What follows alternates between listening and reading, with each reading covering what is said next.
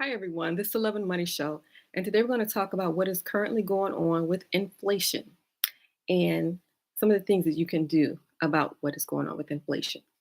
So, as you know, inflation is up 9.1%. This is the highest it has been in a very, very long time. There's something called the Consumer Price Index. And what this does is it measures the rate of inflation.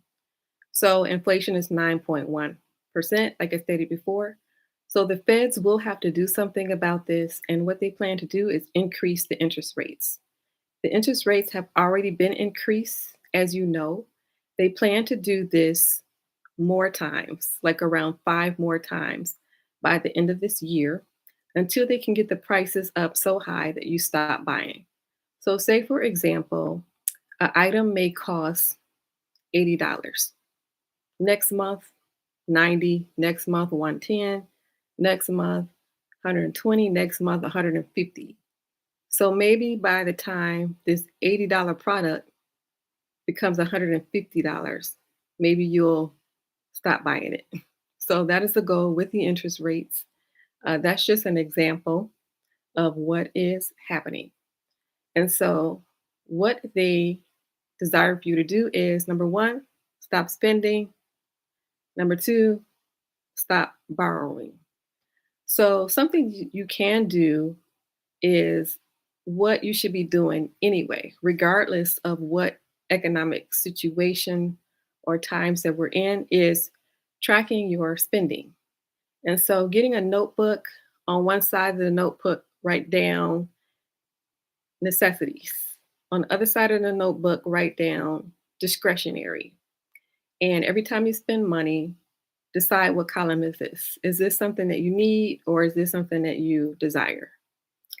And you can just get an inventory of where your money is going, how much money you're spending on things that you don't really need versus how much money you're spending on the things that you need.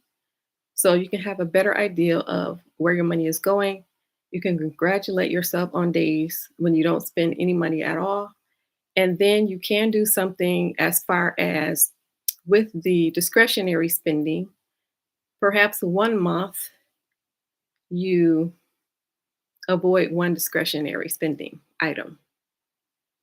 Maybe the second month you avoid two discretionary spending items. So it's basically just taking an inventory instead of not knowing where your money is going, not knowing how you have money missing out of your account and you don't know where this money is. You're just taking an inventory, like taking a picture. Where is this money going? So that's something that should be done anyway. Like I said, regardless of the economy is doing well or if the economy is doing poor. So if you're not tracking your spending now, just consider it. Consider tracking your spending. The majority of the population does not do it, but it's a good habit to get into. So if it's something that you did not grow up doing, of course, it will take some time to get used to it. But it is a good idea to do to see where your money is going.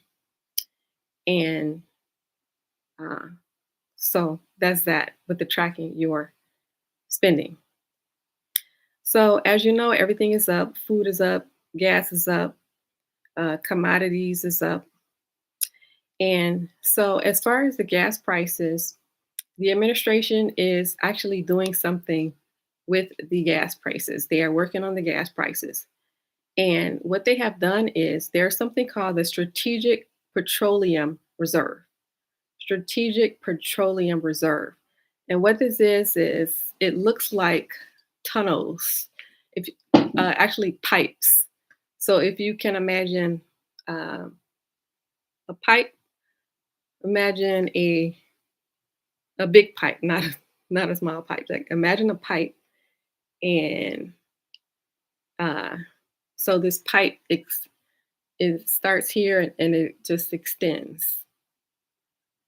So within these pipes, they put oil, and it's called the Strategic Petroleum Reserve.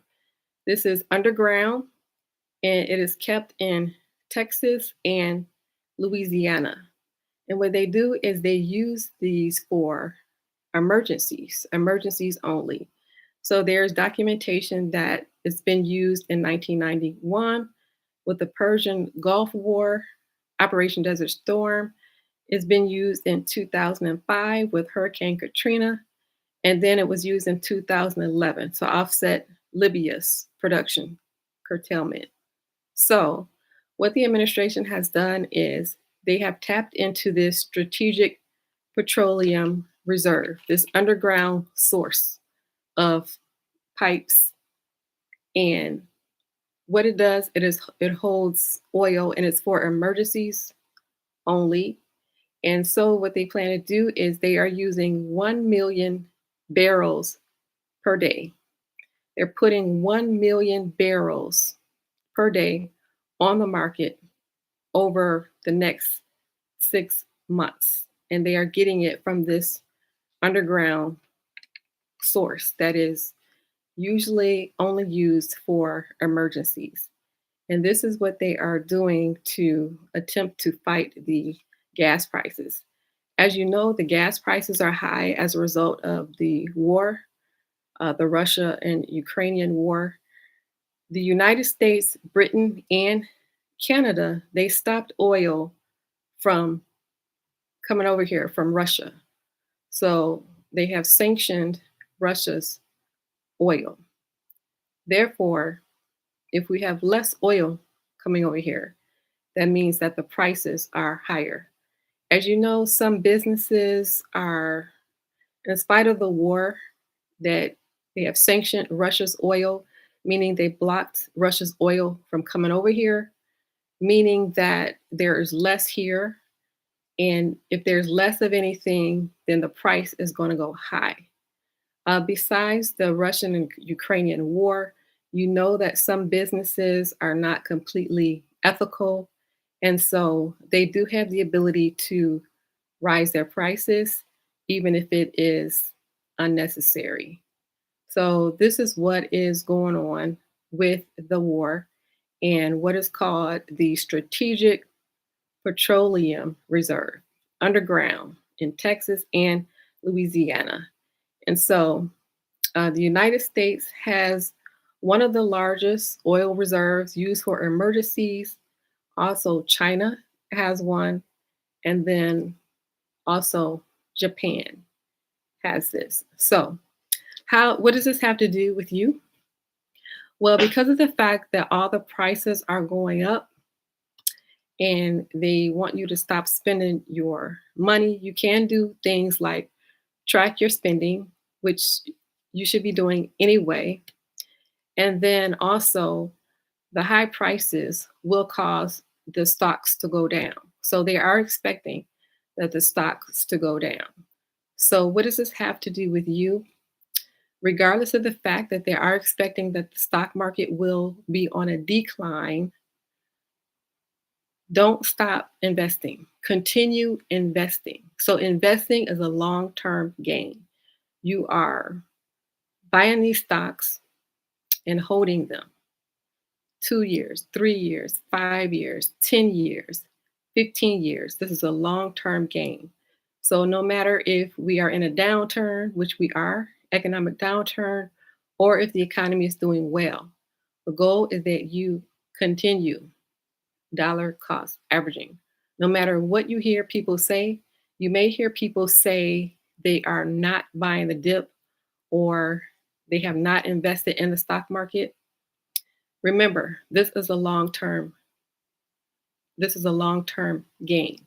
So what is happening is, say for example, this is just a made-up example. Say for example that a stock costs $10. You pay $10 to buy this stock. Well, because of inflation, it affects the stock market. And this stock is no longer valued at $10. It is hurting the stock market. And the stock market, the value of this stock is now $5.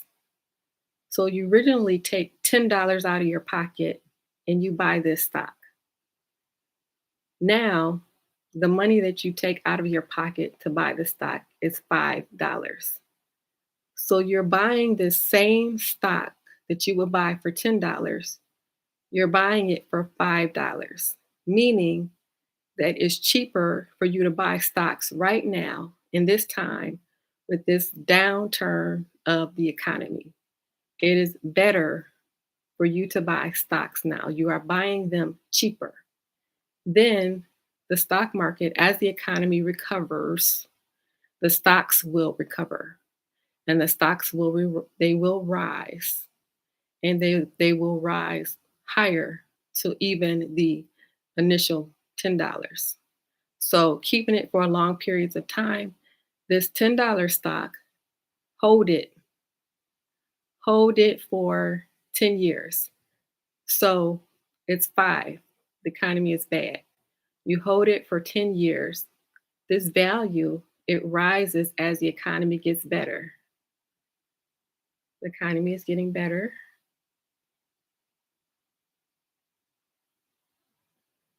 This stock is valued higher than $10.